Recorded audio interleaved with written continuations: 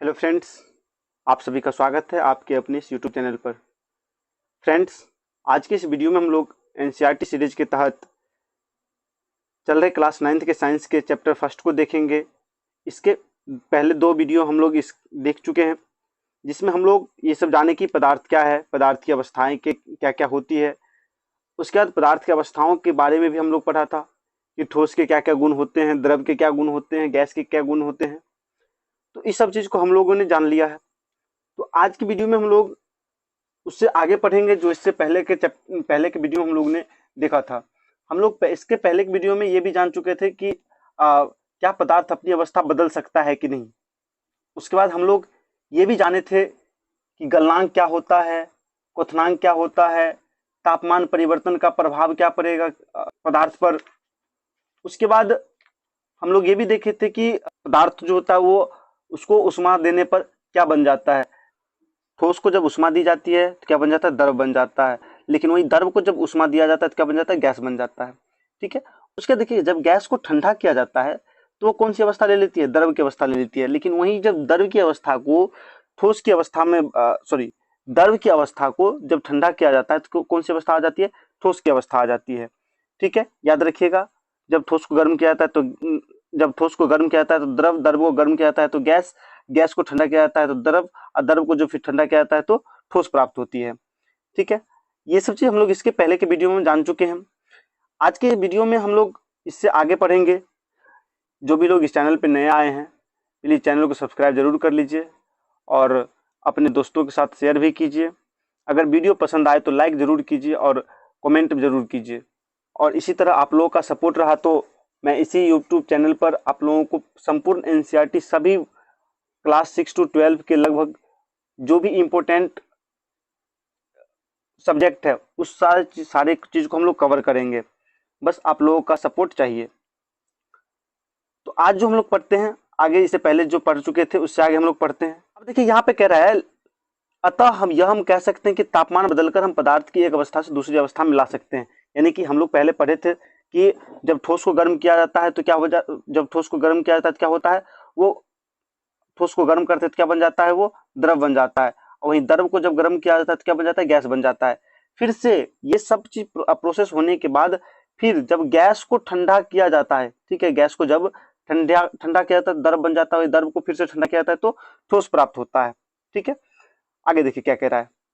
यहाँ कह रहा है, हमने सीखा कि गर्म करने पर पदार्थ की अवस्था बदल जाती है। गर्म होने पर ये ठोस से द्रव और द्रव से गैस बन जाते हैं। लेकिन ऐसे पदार्थ हैं जो द्रव अवस्था में परिवर्तित हुए बिना ठोस अवस्था से सीधे गैस में गैस में और वापस ठोस में बदल जाते हैं। आपको क्या कहा सो समझिए। यानी कि जो चीज, कुछ ऐसे भी पदार्थ हैं जो ठोस है, वो बिना द्रव में परिवर्तित हुए क्या हो जाता है, सीधा गैस बन जाता है। कुछ ऐसे पदार्थ हैं जो गैस हैं और सीधा वो द्रव में आए बिना वो ठोस बन जाता है। ठीक है ना। तो जो ठोस है वो गैस में सीधा गैस में परिवर्तित होता है, उसको क्या कहते हैं, ऊर्ध्वपातन कहते हैं। ठीक है ना, ऊर्ध्वपातन कहते हैं। ठीक है, ऊर्ध्वपातन कहते हैं। ठीक है ना। अच्छा, लेकिन वहीं जब कोई गैस सीधा द्रव में ना बदलते हुए ठोस में बदल जाए तो इसको क्या कहते हैं, निक्षेपण कहते हैं। क्या कहते हैं, निक्षेपण कहते हैं। याद रखिएगा, क्या कहते हैं, निक्षेपण कहते हैं। हालांकि आगे दिया ही होगा ये सब चीज।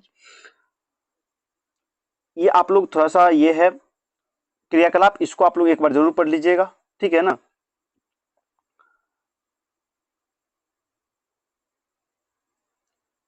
यहाँ देखिए कह रहा है, द्रव अवस्था में परिवर्तित हुए बिना ठोस अवस्था से सीधे गैस में बदलने की प्रक्रिया को क्या कहते हैं, ऊर्ध्वपातन कहते हैं। पहले बताया आपको। और गैस से सीधे ठोस में बनने की प्रक्रिया को क्या कहते हैं, निक्षेपण कहते हैं। इसको याद रखिएगा। टीआरई 3 जो कैंसिल हुआ, रद्द हुआ था, उसमें ये क्वेश्चन पूछा गया था, ऊर्ध्वपातन वाला क्वेश्चन वहां से उसमें पूछा गया था। इसलिए एनसीईआरटी को आराम से अच्छा से रीड कीजिए और समझ के रीड कीजिए, क्योंकि यहाँ से बहुत सारे क्वेश्चन सीधे डायरेक्ट मिलते हैं। उसके बाद कह रहा है, दाब परिवर्तन का प्रभाव। अब जो कोई पदार्थ है उसको अगर हम उस पर दाब देते हैं तो क्या पदार्थ में परिवर्तन होता है कि नहीं होता है, ये सब चीज अगर हम लोग जानेंगे। कह रहे हम जानते हैं कि घटक कणों के बीच की दूरी में अंतर होने के कारण पदार्थ की विभिन्न अवस्थाओं में अंतर होता है। क्या कहा, यानी कि जो उसमें जो आ, खाली स्थान पाया जाता था उसके कारण क्या होता है, पदार्थ के विभिन्न अवस्था में अंतर होता है। किसी सिलेंडर में भरी गैस पर दाब लगाने पर संपीड़न करने पर क्या होगा? जब कोई गैस सिलेंडर में गैस है उसको संपीड़ित कर देंगे या उस पर कस कर दाब लगाएंगे तो क्या होगा? क्या इसके कणों के बीच की दूरी कम हो जाएगी?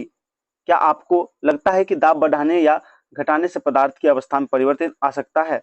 तो अगर मान लीजिए कोई पदार्थ है, गुब्बारा ही ले लीजिए, उसको अगर हम दबाते हैं क्या आकार बदलता है कि नहीं बदलता है? पानी बोतल ही ले लीजिए, हम पानी बोतल को अगर हम दबाते हैं तो क्या उसका आकार बदलता है कि नहीं बदलता है ना? बदलता है। तो जाहिर सी बात है यहाँ पर अगर कोई किसी पदार्थ पर अगर दाब लगाया जाएगा तो अपना आकार क्या होगा? अवस्था भी परिवर्तन कर सकता है। जैसे क्रियाकलाप में दिखाया गया है, आप लोग एक बार पढ़ लीजिएगा उस क्रियाकलाप को। कह रहा है दाब के बढ़ने और तापमान घटने से गैस द्रव में बदल जाता है। क्या कह रहा है? जब दाब बढ़ेगा और तापमान क्या होगा? दाब बढ़ेगा और तापमान क्या होगा? घटेगा। तो वो क्या, वो जो द्रव है, सॉरी वो जो गैस है वो किसमें बदल जाएगा? वो द्रव बन जाएगा। ठीक है ना? कब द्रव, कोई सा गैस द्रव कब बनेगा? तो जब उसमें दाब बढ़ाएंगे और तापमान को घटा देंगे। ठीक है ना? तो क्या बन जाएगा? वो द्रव बन जाएगा। आगे कह रहा है क्या आपने ठोस कार्बन डाइऑक्साइड के बारे में सुना है? इसे उच्च दाब पर संग्रहित किया जाता है। इसे क्या कहता है? उच्च दाब पर संग्रहित किया जाता है। ठोस CO2 का मतलब क्या हुआ? ठोस कार्बन डाइऑक्साइड। इसको कहते हैं शुष्क बर्फ। क्या कहते हैं? शुष्क बर्फ। ठीक है ना? इसको क्या कहते हैं? शुष्क बर्फ। ठीक है, शुष्क बर्फ कैसे बनता है सो समझिए। कह रहे जब वायुमंडलीय दाब का माप 1 एटमॉस्फेयर, ठीक है ना, 1 एटमॉस्फेयर हो तो ठोस कार्बन डाइऑक्साइड द्रव अवस्था में आए बिना सीधे गैस में परिवर्तित हो जाता है। क्या कहा? कि जब वायुमंडल का जब दाब होगा कितना होगा? 1 एटमॉस्फेयर होगा। ठीक है ना? तो वो जो ठोस कार्बन डाइऑक्साइड है वो द्रव में आए बिना किस में परिवर्तित हो जाएगा? गैस में। किस में? सीधा सीधी किस में परिवर्तित हो जाएगा? गैस में परिवर्तित हो जाएगा। ठीक है। कह रहे यही कारण है कि ठोस कार्बन डाइऑक्साइड को शुष्क बर्फ कहते हैं। ठीक है ना? क्या कहते हैं? शुष्क बर्फ कहते हैं। इस तरह से हम कह सकते हैं कि पदार्थ की अवस्थाएं यानी ठोस, द्रव और गैस दाब और तापमान द्वारा तय होती है। ठीक है ना? क्या दाब और तापमान द्वारा भी पदार्थ की अवस्था को तय किया जा सकता है। देखिए यहां समझाया गया है, जब कोई ठोस सीधा द्रव में जब बदले तो उसे क्या कहते हैं? संलग्न कहते हैं। लेकिन जब कोई द्रव जब ठोस हो जाए, ठोस बन जाए तो उसे क्या कहते हैं? जमना कहते हैं। जब कोई द्रव क्या, जब कोई द्रव वाष्प में बदल जाए तो उसे कहते हैं वाष्पीकरण, यानी कि गैस में बन जाए तो उसे क्या कहते हैं? वाष्पीकरण कहते हैं। लेकिन वही गैस जब द्रव बन जाए, क्या बन जाए? द्रव बन जाए तो उसे क्या कहते हैं? संलग्न कहते हैं। ठीक है ना? अच्छा, वहीं पर कोई गैस ठोस में सीधा बदल जाए तो उसे निक्षेपण कहते हैं। लेकिन वही ठोस ठोस जो है जो सीधा गैस में बदल जाए द्रव में आए बिना तो उसे क्या कहते हैं? ऊर्ध्वपातन। जैसे कपूर हो गया, अमोनियम क्लोराइड हो गया। ठीक है, ये सब क्या है? ऊर्ध्वपातन का उदाहरण है। ये सब सीधे गैस में परिवर्तन हो जाते हैं। आगे है वाष्पीकरण। क्या?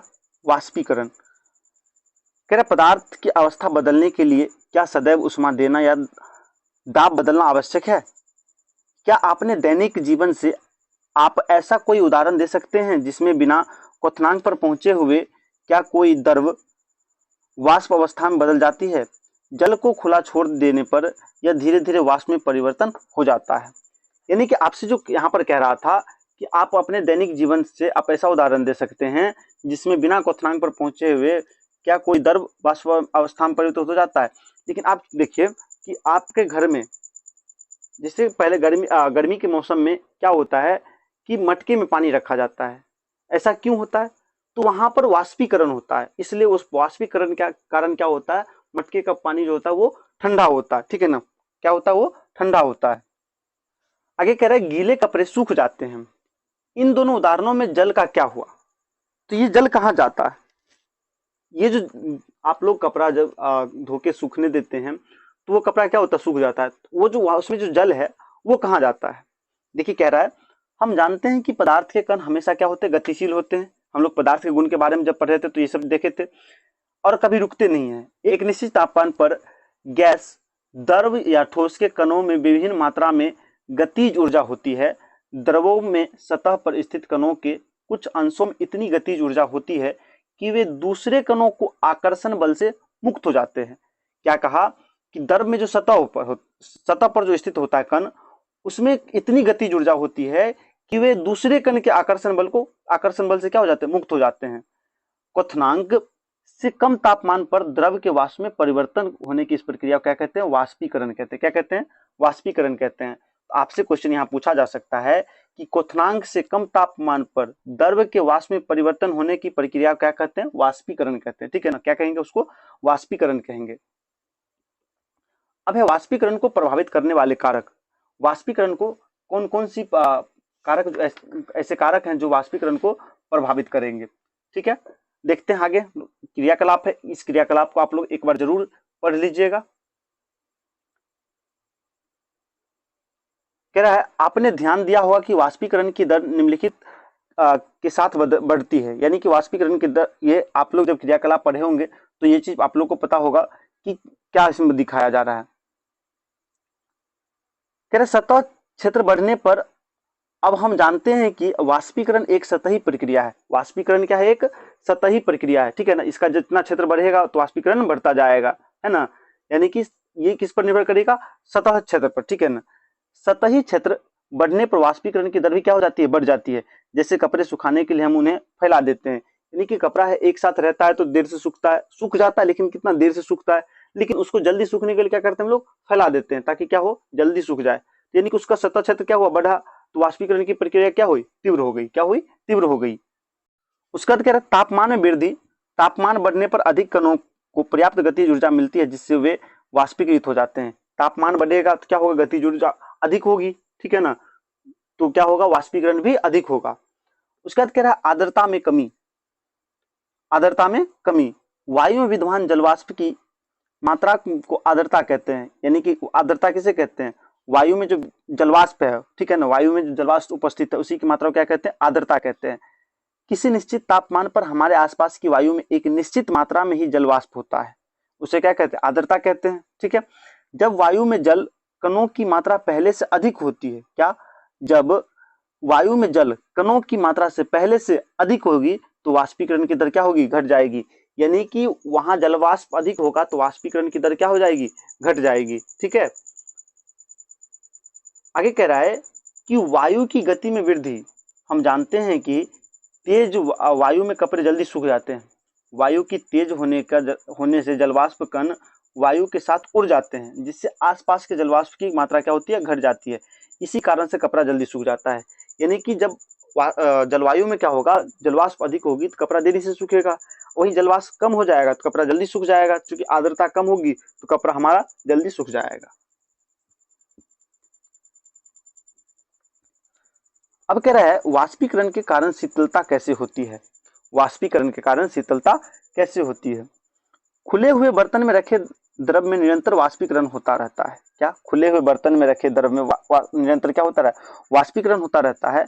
वाष्पीकरण के दौरान कम हुई ऊर्जा को पुनः प्राप्त करने के लिए द्रव के कण अपने आसपास से ऊर्जा अवशोषित कर लेते हैं। क्या कह रहा है, फिर से समझिए। वाष्पीकरण के दौरान, कब, वाष्पीकरण के दौरान जब ऊर्जा कम हो जाती है तो उस ऊर्जा को प्राप्त करने के लिए द्रव के जो कण हैं अपने आसपास से ऊर्जा अवशोषित कर लेता है। क्या कर लेता है, ऊर्जा अवशोषित कर लेता है। इस तरह आसपास से ऊर्जा के अवशोषित होने कारण क्या हो जाती है, शीतलता हो जाती है। जैसे आपको बताया उदाहरण के लिए, जो मटके का पानी वो शीतल कैसे हो जाता है, तो आसपास उसके जो आसपास के जो पदार्थ, आसपास के जो कण हैं वो उसकी ऊर्जा क्या करते हैं, अवशोषित कर लेते हैं। ठीक है ना, इस कारण से वो क्या हो जाती है, उसका जो जल होता है वो शीतल हो जाता है। कह रहे जब एसीटोन, यानी कि नाखून को पॉलिश हटाने वाले द्रव, उसको क्या कहते हैं, एसीटोन कहते हैं, अपने हथेली पर गिराते हैं तो क्या होता है, इसके कण आपकी हथेली पर या उसके आसपास से ऊर्जा प्राप्त कर लेते हैं और वाष्पीकृत होते हैं। क्या होते हैं, वो वाष्पीकृत हो जाता है जिससे हथेली पर शीतलता महसूस होती है। क्या होती है, हथेली पर शीतलता महसूस होती है। ठीक है, कह रहे तेज धूप वाली गर्म के दिन में आप लोग अपनी छत या खुले स्थान पर जल छिड़कते हैं क्योंकि जल के वाष्पीकरण की गुप्त उष्मा गर्म सतह को शीतल बनाती है। यानी कि जब गर्म होता है तो छत भी क्या हो जाता है, धूप जब ज्यादा तेज होती है तो छत क्या हो जाता है, गर्म हो जाता है। तो उस पर क्या दिया जाता है, पानी छिटा जाता है ताकि क्या हो, उसमें ठंडक पहुंचे। और ऐसा ऐसा कैसे हो जाता है, उसका जो अपना गुप्त उष्मा होता है, ठीक है ना, किसमें, छत का जो अपना गुप्त उष्मा होगा, ठीक है ना, उसमें जो क्या होगा, उसका जो गुप्त उष्मा होगा वो क्या करेगा, उसको शीतल बना देगा। क्या करेगा, उसको शीतल बना देगा। कह रहे क्या आप वाष्पीकरण के इस वाष्पीकरण के कारण शीतल होने के और उदाहरण दे सकते हैं। कह रहे गर्मियों में सूती कपड़े क्यों पहनने चाहिए।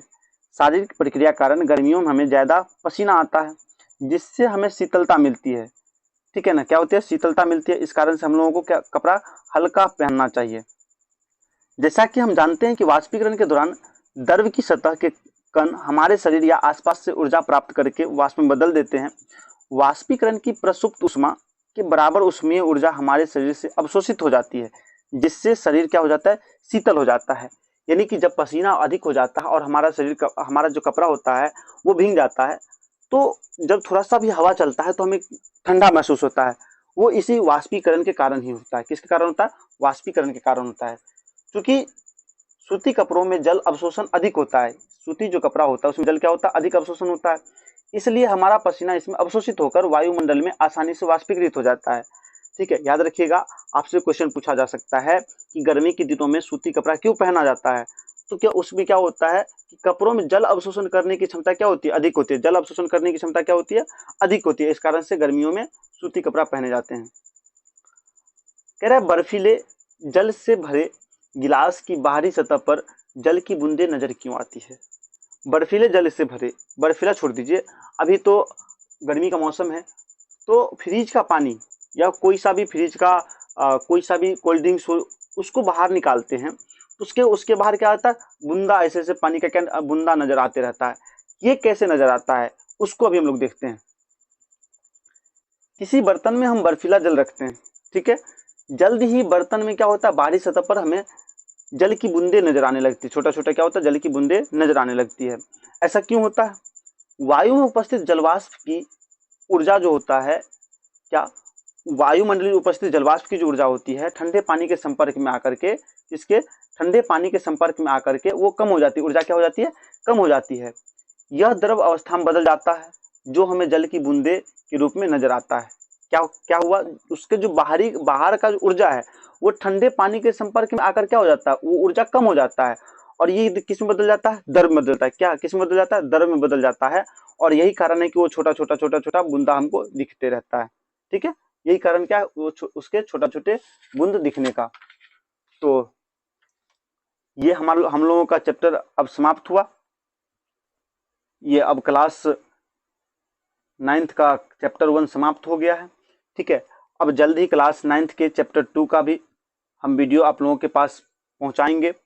बस आप लोगों का इसी तरह से प्यार और सपोर्ट चाहिए, और आप लोग सपोर्ट करेंगे तो हम पहले ही बताए कि आपको पूरा एनसीईआरटी इस यूट्यूब चैनल पर फ्री में मिलेगा।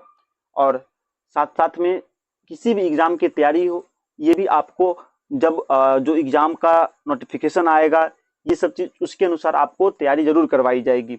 इसलिए आप लोग इस चैनल को जरूर सब्सक्राइब कर लीजिए और अपने दोस्तों के साथ भी शेयर कर लीजिए।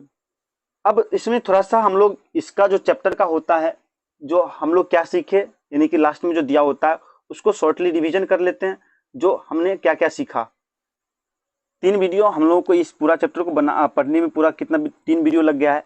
इसको हम लोग एक छोटा सा 2 मिनट में शॉर्टली रिवीजन करने की कोशिश करते हैं, आप लोग का भी मेमोराइज हो जाएगा। कह रहे द्रव सूक्ष्म कणों से मिलकर बना होता है। द्रव क्या होता है, सूक्ष्म कणों से मिलकर के बना होता है, पहले ही बता चुके थे आप लोगों को। ये क्या होते हैं, एक दूसरे को आकर्षित करते हैं, ठीक है ना। कण क्या होते हैं, बहुत छोटे होते हैं। उसके बाद कह रहा है हमारे आसपास के द्रव 3 अवस्थाओं में विद्यमान होती है, ठोस, द्रव और गैस। ठोस के कणों में आकर्षण बल सबसे अधिक होता है, गैस के कणों में सबसे कम, और द्रव के कणों में इन दोनों के मध्यवर्ती होते हैं। ठीक है ना, तो यानी कि आपसे सीधा क्वेश्चन याद रखिए कि आकर्षण बल सबसे अधिक किसमें होता है, ठोस में होता है, और सबसे कम किसमें होगा, गैस में होगा। ठीक है, उसके बाद देखिए कह रहा है ठोस के कणों में ठोसों को निहित करने वाले कणों के बीच का रिक्त स्थान और गतिज ऊर्जा न्यूनतम, गैसों के लिए अधिकतम किंतु द्रवों के लिए मध्यवर्तीय है। क्या कहा सो समझे, ठोस के जो कण होते हैं उसमें क्या होते हैं, ठोसों को निहित करने वाले जो कण बीच में रिक्त स्थान होता है, तो रिक्त स्थान किसमें कम होता है, तो ठोस में कम होगा, गतिज ऊर्जा क्या होगा, कम होगा ठोस में। लेकिन यही गैस में रिक्त स्थान सबसे अधिक होता है, इसी कारण संपीड्यता किसमें सबसे अधिक होती है, ठोस में सबसे कम होता है और गैस में सर्वाधिक होती है। ठीक है, कह रहे ठोसों के लिए उनके कणों की व्यवस्था अधिक क्रमित होती है। द्रवों में कणों की परतें एक दूसरे से फिसल एवं स्खलित हो सकती है। ठीक है, कैसा हो सकती है, अस्खलित हो सकती है। गैसों में कोई क्रम नहीं होता, गैस में क्या होता है, कोई क्रम नहीं होता, इसके कण अनियमित रूप से विचरण करते हैं। गैस के कण क्या होते हैं, अनियमित होते हैं, किधर भी जा सकता है। पदार्थ की अवस्थाएं अंतः परिवर्तित होती है, पदार्थ की अवस्थाओं में परिवर्तन ताप एवं दाब के परिवर्तन से ही किया जा सकता है। ठीक है ना, किसी का ऐसा दाब और ताप से परिवर्तन किया जा सकता है। कह रहा ऊर्ध्वपातन प्रक्रम में ठोस पदार्थ द्रव में परिवर्तित हुए बिना सीधे गैस में अवस्था में आ जाता है। ठीक है, अब कह रहे निक्षेपण प्रक्रम में गैसीय पदार्थ सीधे ठोस में आ जाता है। किसमें, ठोस में आ जाता है, बिना द्रव में आए हुए सीधा ठोस में आता है, उसके कहते हैं निक्षेपण कहते हैं। उसका कह रहा है क्वथनांक की समिष्टि परिघटना, जिसमें समिष्ट के कण द्रव अवस्था से वाष्प में परिवर्तित होते हैं। क्या होते हैं, वाष्प में परिवर्तित होते हैं। वाष्पीकरण एक सतही परिघटना है। कैसा ये, सतही परिघटना है, यानी कि जिस सतह बढ़ेगा तो वाष्पीकरण भी बढ़ेगा। ठीक है, सतह के कण पर्याप्त ऊर्जा ग्रहण कर उनके बीच के परस्पर आकर्षण बल को पार कर लेते हैं और द्रव को वाष्प अवस्था में परिवर्तित कर देता है। क्या करता है, द्रव को वाष्प अवस्था में परिवर्तित कर देता है। वाष्पीकरण की गति निम्नलिखित कारकों पर निर्भर करती है। सतही क्षेत्रफल, जिसका वायुमंडल प्रति पर त्याग होता है, तापमान, आर्द्रता और वायु की गति पर। ठीक है, तो ये सब किस चीज के कारक हैं, तो वाष्पीकरण के कारक हैं। ठीक है, कह रहे वाष्पीकरण से ठंडक उत्पन्न होती है, वाष्पीकरण से ठंडक किससे उत्पन्न होती है, वाष्पीकरण से। वाष्पीकरण की गुप्त ऊष्मा ताप की वह मात्रा है जो 1 kg द्रव को वायुमंडलीय दाब और द्रव के क्वथनांक पर गैसीय ऊर्जा में परिवर्तित करने हेतु प्रयोग होती है। उसको क्या कहते हैं, वाष्पीकरण की गुप्त ऊष्मा कहते हैं। आगे कह रहा है संलग्न की गुप्त ऊष्मा ऊर्जा की वह मात्रा है जो 1 kg ठोस को वायुमंडलीय दाब पर ठोस को उसके संलग्न बिंदु पर लाने के लिए प्रयोग होती है। क्या, उसके संलग्न बिंदु पर लाने के लिए प्रयोग होती है, किसकी, संलग्न की गुप्त ऊष्मा की। ठीक है ना, तो आज के वीडियो में बस इतना ही। हम लोग मिलते हैं फिर नेक्स्ट वीडियो में। ये वीडियो आप लोगों को कैसा लगा कमेंट बॉक्स में जरूर कमेंट करें, और जो भी लोग इससे पहले का 2 वीडियो नहीं देखे हैं वो लोग इससे पहले का 2 वीडियो जरूर देख ले, उसका भी हम लिंक डिस्क्रिप्शन बॉक्स में दे देंगे। और जो भी लोग इस चैनल पे नए आए हैं तो चैनल को सब्सक्राइब जरूर कर ले और अपने साथियों के साथ शेयर भी कर दे। धन्यवाद।